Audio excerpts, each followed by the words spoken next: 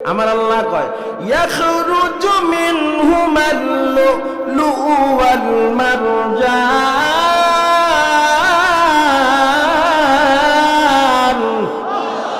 ফাবিআইয়ি আলাই রাব্বিকুমা তুকাদ্দিবান।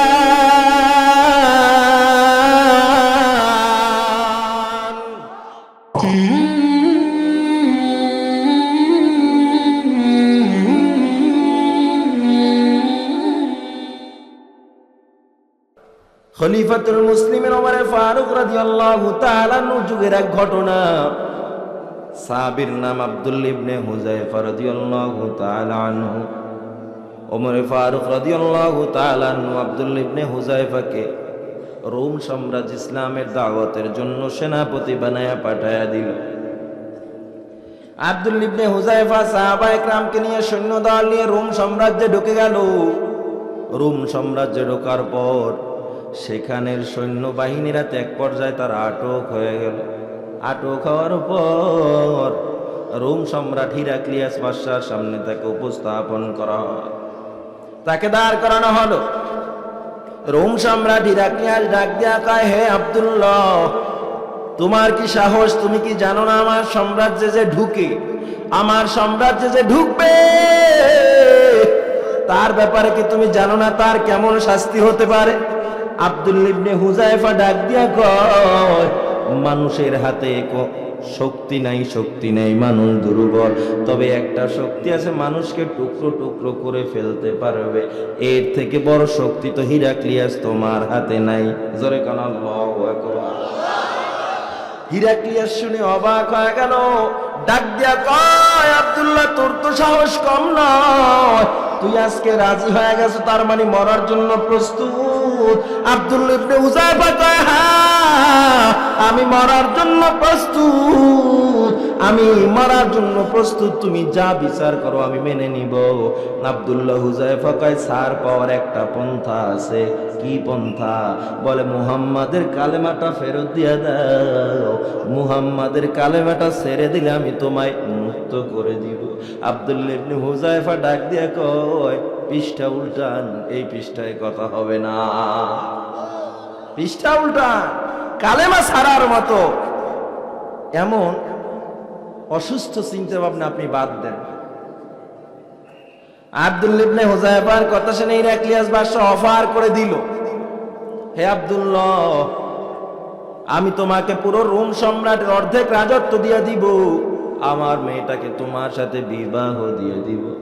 আব্দুল্লাহ গো, রাজি হয়ে যাও। আব্দুল্লাহ ইবনে হুযায়ফা ডাক দিয়া কয়, ইয়া হিরাকলু, ইয়া হিরাকলু, ওয়াল্লাহি লাউ উরিদাত আলাইহিদ দুনিয়া কুল্লাহা মা আন আতরুকা দীনা মুহাম্মাদিন মা তারাকতুহু। ও আব্দুল্লাহ, ও হিরাক্লিয়াস বাদশা, শুনিয়া লও, এই আব্দুল্লাহকে আপনি শুধুমাত্র রোমের অর্ধেক রাজত্ব না, পুরা দুনিয়ার মালিকও যদি বানায়া দেন, আমি মুহাম্মাদের কালেমা ছাড়তে পারবো না। আল্লাহু আকবার বলেন, আল্লাহু আকবার। মুমেনা দিকে রে খোদা বেসিয়ার গো, ইয়াদ উ কুন, ইয়াদ উ কুন, ইয়াদ উ মুমেনারা ইনামাজ ইন্দা বেদা নিস্তাইনু আয়াতে কুরআন বখা। হে দুনিয়ার উম্মত, আল্লাহর গোলাম, ঈমান কারে কয় ভালো করে দেখিয়া লো, ঈমান কারে কয়। আব্দুল্লাহ ইবনে হুযায়ফাকে ফাঁসির কাস্টে উঠানো হলো, ফাঁসির কাস্টে বসায় দেওয়া হলো। আব্দুল্লাহ ইবনে হুযায়ফা হাসতেছে। কি করতেছে? হিরাক্লিয়াস ডাক দিয়ে কয়, এমন একটা অবস্থানে বসেও তুই হাসতেছো, হাসতেছো কি কারণ কি একটু জানতে পারি? আব্দুল্লাহ ইবনে হুযায়ফা কয়, আমি হাসতেছি কারণ আমার আল্লাহ জানায় দিয়েছে, ইন্নাল্লাহ আশতারা মিনাল মুমিনিনা আনফুসাহুম ওয়া আমওয়ালাহুম বিআন্না লাহুমুল জান্নাহ। আমার আল্লাহ বলেছি, মুমিনের নিজের জান ও মাল ক্রয় করে আল্লাহ বিনিময় জান্নাত দিয়ে দিবে। আজকে আমি আমার জান আল্লাহর দরবারে বিক্রি করতেছি। আমার জানটা যখন আল্লাহ নিয়ে যাবে, আল্লাহ আমাকে বিনিময় জান্নাত দিবে। এই খুশিতে আজকে আমি হাসতেছি। জোরে কোন সুবহানাল্লাহ। কেমন ঈমান! হে দুনিয়ার উম্মত, আল্লাহর গোলাম আব্দুল্লাহ ইবনে হুযায়ফা ছেড়ে দেওয়া হলো, করে একটু সামনে আন, দেখি কোনোভাবে তাকে ডিভাইড করা যায় কিনা, কনভার্ট করা যায় কিনা। আব্দুল্লাহ ইবনে হুযায়ফাকে নিচে নিয়ে আসলো। ওরে ফাঁসিতে দিব না, দেখো ওরে একটু কোনোভাবে ইসলাম ধর্ম থেকে ধর্মান্তরিত করা যায় কিনা। কারণ দুনিয়ার জমিনে কোনো মুসলমানকে যদি মেরে ফেলা হয়, সে যদি ধর্মান্তরিত না হয়, মেরে ফেলা মানে যিনি মেরে ফেলেছে তিনি হেরেছে। ঠিক কিনা জোরে কর। তোমার সাথে না পেরে আমি মারলাম, তোমাকে আমি হিন্দু বানাইতে চেয়েছিলাম, খ্রিস্টান বানাইতে চেয়েছিলাম, পারলাম না, মেরে ফেললাম, তার মানে আমি হেরে গেলাম। ঠিক কিনা জোরে কর। আর একটা প্রমাণ শুনিয়ালাম, যেই জমিনে মুসলমানের তাজা রক্ত পড়ে, ওই জমিনটা সাথে সাথে মুসলমানের নামে লিপিবদ্ধ হয়ে যায়। যেই জমিনে মুসলমানের রক্ত খায়, ওই জমিনে মুসলমানের শাহাদাতের কালেমা একদিন উড়েই উড়ে। ঠিক কিনা জোরে বলে। এই বাংলার জমিনেও বহু রক্ত গিয়েছে, গেছে নিজরে কন, বহুত রক্ত গিয়েছে মুমিন। এমন একদিন আসবে বাংলার আনাচে কানাচে 64 জেলায় শুধু আওয়াজ ইসলাম ইসলাম, তাওহীদের আওয়াজ। এর একমাত্র কারণ আমার ভাইয়ের রক্ত, মুসলমানের রক্ত এই জমিনে গিয়েছে। ইসলাম শান্তি প্রতিষ্ঠায়, নবীর ইজ্জত রক্ষায় বহু মুসলমানের রক্ত এই জমিন খেয়েছে। ঠিক কিনা জোরে বলে। একদিন এ জমিনে ইসলামের পতাকা উড়বে। আব্দুল্লাহ ইবনে হুযায়ফা কাছাকাছি টেনে আনলো, তার সঙ্গী সাথীদেরকে তেলে পোড়ানোর জন্য চিন্তা ভাবনা করলো। এর নবীর উম্মতের দল তার সহকর্মী একজনকে গরম টকবগে তৈলের মধ্যে ছেড়ে দিল, সাথে সাথে খড়কুটার মতো হাড্ডি ভাসা শুরু করে দিল। আর একজনকে আবার ফালাইলো, তিনিও শহীদ হয়ে গেল। হিরাক্লিয়াস বাদশা ডাক দিয়া কয়, আব্দুল্লাহ গো, একটু নজর করিয়া দেখ, একটু নজর করিয়া দেখ কেমন অবস্থা, হাড্ডিগুলো খড়কুটার মতো ভাসতেছে, তোকেও কিছুক্ষণ পর ফালানো হবে, রেডি হয়ে যা। আব্দুল্লাহ ইবনে হুযায়ফা কয়, আমি প্রস্তুত আছি। আল্লাহু আকবার বলেন। আল্লাহু আকবার। আব্দুল্লাহ ইবনে হুযায়ফার হাত পাও বাইদা তৈলের সামনে যখন দাঁড় করানো হয়, ফালাবে। আব্দুল্লাহ ইবনে হুযায়ফার দুই চোখ বেয়ে গদর দর দর করে পানি পড়া শুরু হয়। তখন হিরাক্লিয়াস বাদশা ডাক দিয়ে কয়, রে আব্দুল্লাহ, ভয় এবার পেয়েছো মনে হয়, আগুন দেখে ভয় পেয়েছে জন্য কাঁদো। আব্দুল্লাহ ইবনে হুযায়ফা ডাক দিয়া কয়, না না, ওয়াল্লাহি মা বাকাইতু খাউফান, আল্লাহর কসম ভয়ের জন্য আমি কাঁদি না। কেন কাঁদো, কেন কাঁদো? কয়, লিআন্নানি নাফসান ওয়াহিদা, আমি কাঁদি আল্লাহ আমায় একটা মাত্র জীবন দান করেছে। কেন আল্লাহ আমায় 100 জীবন দিল না? 100 জীবন যদি আল্লাহ আমায় দিত, 100 জীবনকে আজকে আমি তৈলের মধ্যে ফালাইতাম, আল্লাহর তাওহীদের স্বীকার করতাম। আল্লাহু আকবার জোরে বলেন। আল্লাহু আকবার। একটা জীবন কেন আল্লাহ আমায় দিল? এই একটা জীবন কেন দিলে জন্য আমি কান্দি।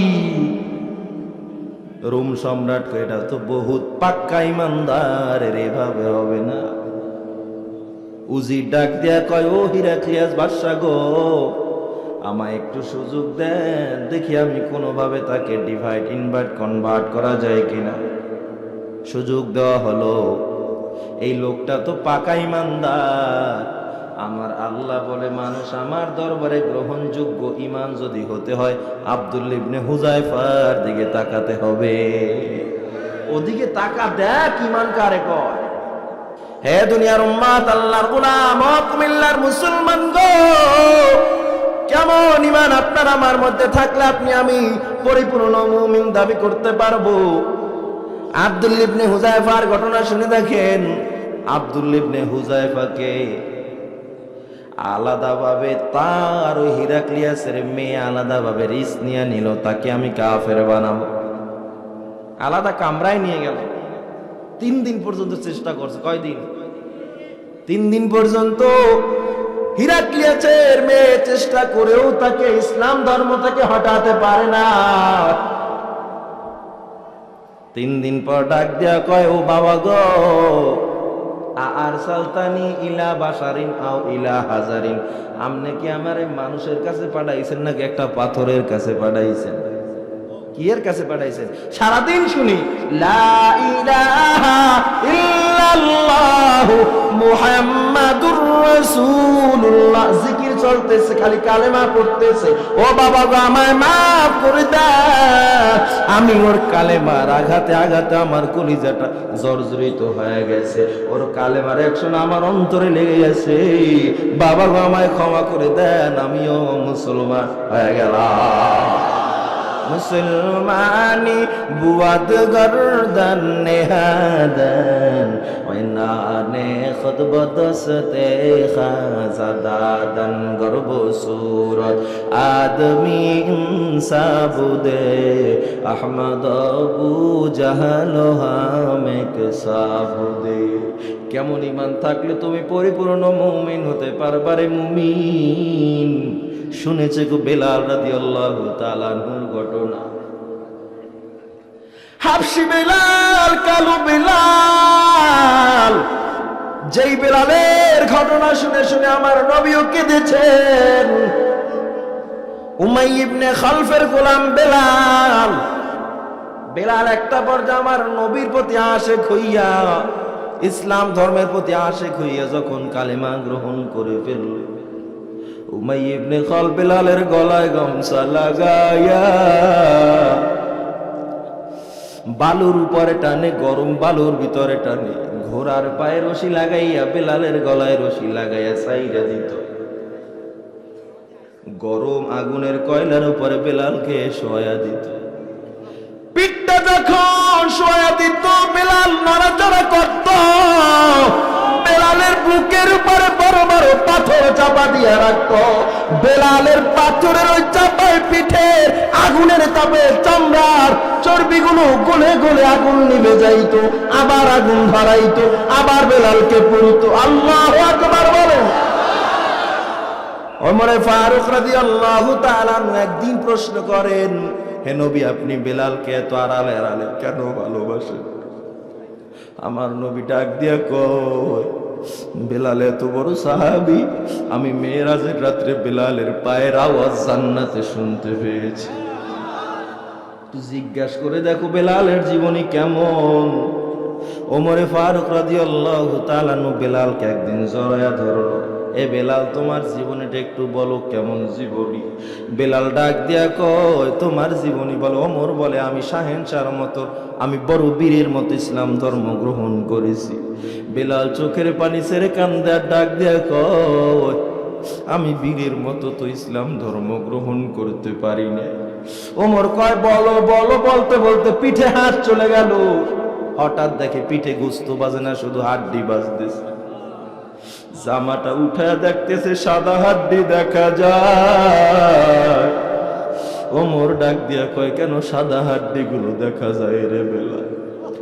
বেলাল ডাক দিয়া কয়, আমি আল্লাহ তাআলার একাত্মবাদের উপরে, নবীর রিসালাতের উপরে বিশ্বাস আনার কারণে উমাইয়া ইবনে খালফ আমার পিঠের চামড়া তুলে নিয়েছে, আগুনের উপরে শোয়া এমন অবস্থা করেছে। ওমরে ফারুক ওই হাড্ডির উপরে চুমু খায় আর ডাক দিয়া কয়, রে বেলাল, আমি আসলে বুঝতে পারি না জলিল কদর নামটা তোমার সাথেই 1 নম্বরে মানা। কেমন ঈমান! হে দুনিয়ার উম্মত, আল্লাহর গোলাম, জীবনে কি দেখেছেন আপনার আমার ঈমানের সামনে কখনো এমন বিপদ এসেছে নাকি? আগুনে পর না হয় মুসলমানিত্ব স্যার, কোনোদিন এমন পরিস্থিতির সম্মুখীন হয়েছেন নাকি? কোনোদিন হই নাই। এত শান্তি, খানা দানা পাইতেছি, আল্লাহর নিয়ামত পাইতেছি, যার যা প্রয়োজন সব পাইতেছি। কাজের বেলায় আল্লাহর একাত্মবাদের আমরা মোটেও স্বীকার করি না। আল্লাহ কত নিয়ামত দিয়েছে। আল্লাহ কয় বান্দা তুই এত কষ্ট তো দেই নাই, তোরে তো খয়রুল কুরুনি করনি, সেই সোনালী যুগের নবীর ইতিহাসের আগের যুগের কোনো কষ্ট দেই নাই, তোরে তো নিয়ামতে ভরপুর করে দিয়েছি। আমার আল্লাহ ডাক দিয়া কয় একটু নজর করে দেখ বান্দা, সকালবেলা সূর্যটাকে আমি আল্লাহ তোর জন্য উদিত করাইয়া দেই, সন্ধ্যাবেলা সূর্যটাকে আবার তোর জন্যই অস্ত নেই। কার জন্য? আমার জন্য। ঠিক কেন? গর্তের মধ্যে কেঁচো চিনেন? কেঁচো চিনেননি? কেঁচো কি কয় কুমিল্লায় কয় কি? এই কেঁচো আল্লাহ আমার জন্য বানাইছে। আপনি আমি বুঝি এটা। পদার্থ বিজ্ঞান বলে একটা শশার আটি লাগালে, একটা শশার বিচি লাগালে সেখানে সর্বোচ্চ 3 থেকে 4টা শশা হইতো, কিন্তু কেঁচো থাকার কারণে সেই মাটির উর্বরতা, রাসায়নিক উপাদান এমনটা বেড়ে গিয়েছে, মানুষ একটা শশার আটির থেকে মিনিমাম 10টা শশা পাইতেছে। শত শশাও তৈরি হয়, মাটিতে এমন উর্বরতা কেঁচো তৈরি করে ফেলে। আল্লাহু আকবার বলেন। কত নিয়ামত। ব্যাং চিনেন? ব্যাং কোন তো ব্যাং আছে কয় প্রকার আমাদের দেশে? কয় প্রজাতির ব্যাং আছে? 3-4। আপনারা কেউ কোন না? 3, 4, 5, 6, 7, 8 কোন?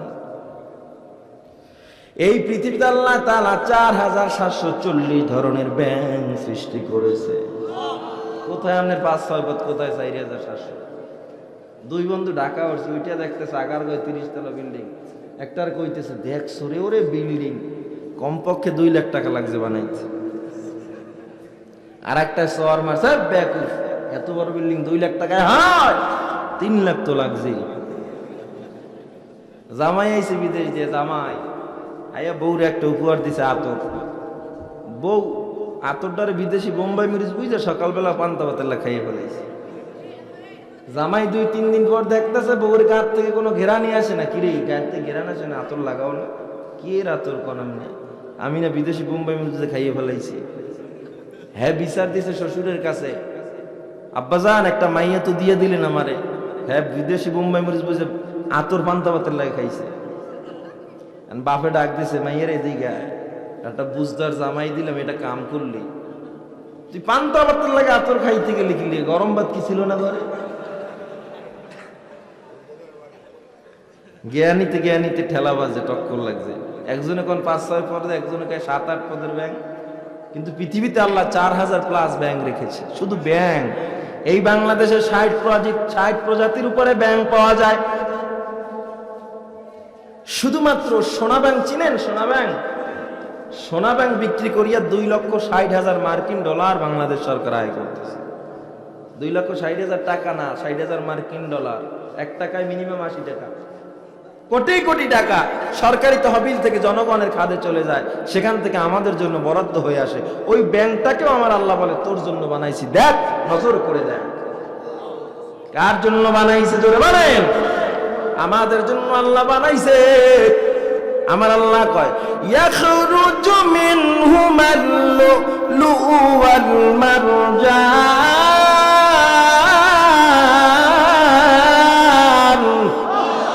ফাবিআইয়ি আলাই রাব্বিকুমা তুকাদ্দিবান।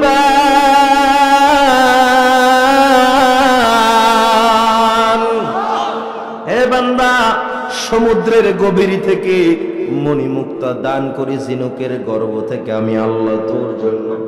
বান্দা তাকায় দেখ, আমি আল্লাহ যদি 1 মিনিটের জন্য পুরো পৃথিবীর বাতাসটাকে বন্ধ করিয়া দেই, বান্দা কোনো মানুষ, কোনো জানোয়ার, জীবজন্তু বেঁচে থাকার আর উপক্রম থাকবে না।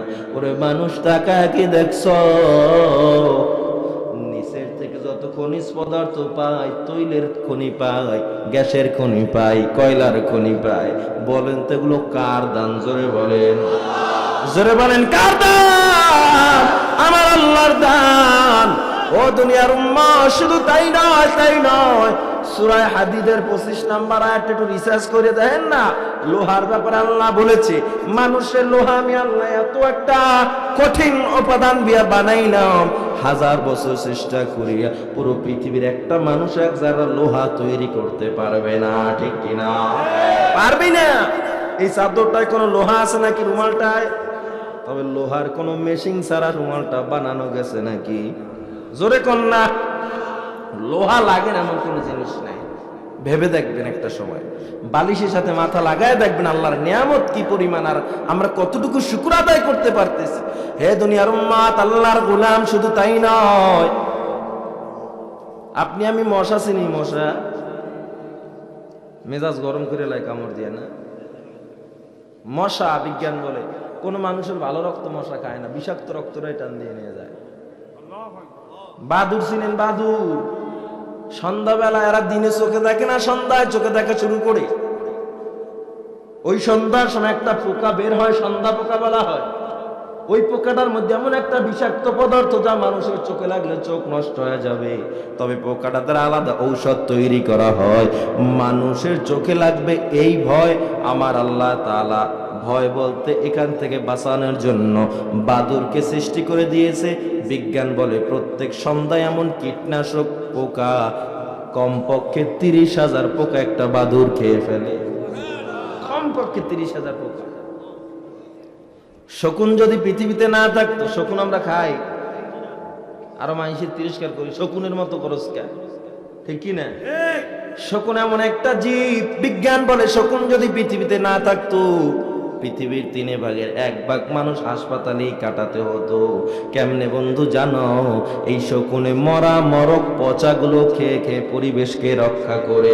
শকুন যদি না থাকতো, পচে পচে পুরো পরিবেশ আবহাওয়া বিষাক্ত হয়ে যাইত, মানুষগুলো ডায়রিয়া হয়ে সব হাসপাতালে থাকা লাগতো। আল্লাহু আকবার বলেন, আল্লাহু আকবার। আমার আল্লাহর নিয়ামত এত সুন্দর। ডাবের দিকে তাকাও, নারকেল গাছের উপরে কে এত স্বচ্ছ পানি দান করেছে? আল্লাহ। বিজ্ঞান বলে একটা ডাবের মধ্যে আল্লাহ তাআলা 12টা রোগের ঔষধ রেখেছে।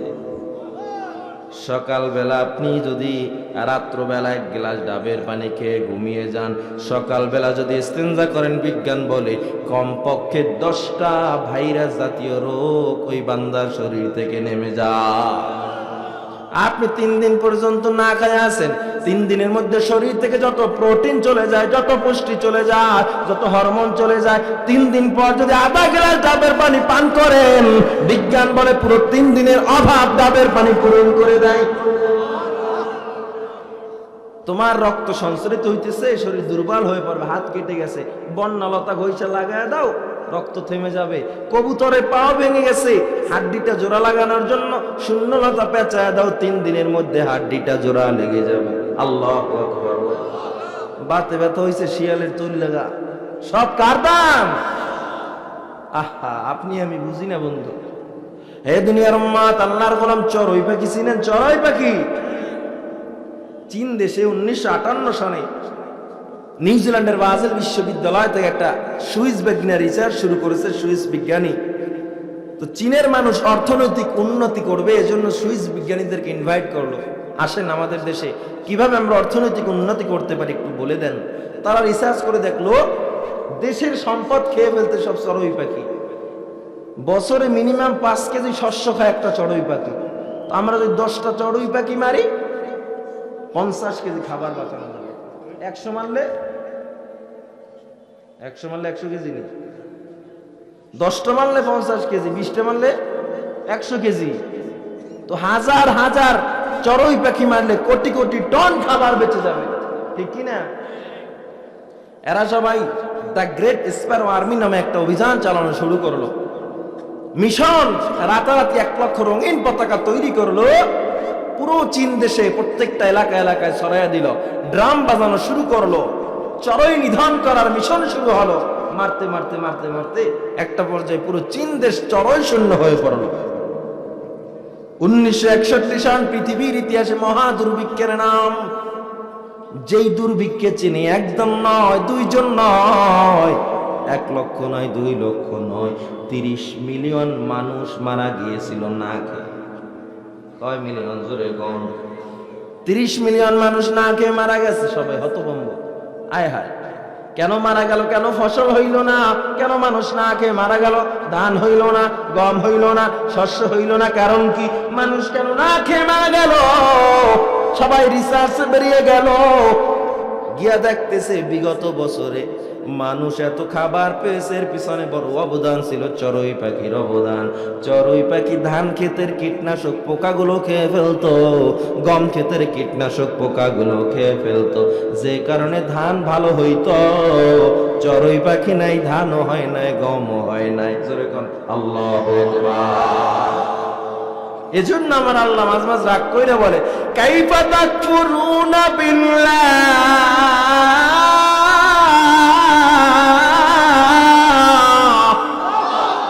তোমরা আল্লাহর কোন কোন নিয়ামত করবে অস্বীকার। যেখানেই তাকাবে দেখবে শুধু তার নিয়ামত সম্ভার। তোমরা আল্লাহ কোন কোন নিয়ামত করবে অস্বীকার। যিনি তোমাদের শিক্ষা দিয়েছেন আল কোরআন, কথা বলবার শক্তিও তিনি করেছেন দান। সমস্ত সৃষ্টি তার চরণে রয়েছে মশগুল, কেবল মাত্র মানুষই তাকে চিনতে করে ভুল। তার ইশারায় তার করুণায় ঘিরে আছে পৃথিবীর চারিধার। ঠিক কিনা? তোমরা আল্লাহ কোন কোন নিয়ামত করবে অস্বীকার। আকাশের পর্দা ছিঁড়ে বৃষ্টি নামে তার ইশারায়, তার ইশারায়। কার ইশারায়? জোরে কর। খুঁটিহীন আকাশ ভরে দেয় ছায়ায় ছায়ায়, চামড়ার মতো ওই ফেটে যাবে আকাশটা একদিন। পৃথিবীর সব কিছু একদিন হয়ে যাবে বিলীন। তার হুকুমে, তার হুকুমে দেয়া হয় যদি শুধু এক ফুৎকার। তোমরা আল্লাহ কোন কোন নিয়ামত করবে অস্বীকার। হে দুনিয়ার উম্মাত, আল্লাহর গোলাম ও কুমিল্লার মুসলমান, অনুরোধ করে গেলাম, পায়ে হাত দিয়া বলে যাই ভাই গো, আল্লাহ তাআলা সাধারণ কোন ঈমান নিবে না, আল্লাহ তাআলা সাধারণ কোন মাল নেবে না। জান মাল যদি তোমার ভেজাল বলা হয়, আমার আল্লাহ বলে আমার দরবারে গ্রহণযোগ্য না। তোমার জান মাল, জানে ইবাদত, মালে ইবাদত, নামাজ রোজা হজ যাকাত, আনুষঙ্গিক সব আমল হবে ইখলাস ওয়ালা আমল। ঠিক কিনা? ইখলাস ওয়ালা আমল নিয়ে যদি না যাও, ঈমানটাকে যদি পরিশুদ্ধ না করো, আমি আল্লাহর দরবারে কোনো রেহাই পাবা না বান্দা।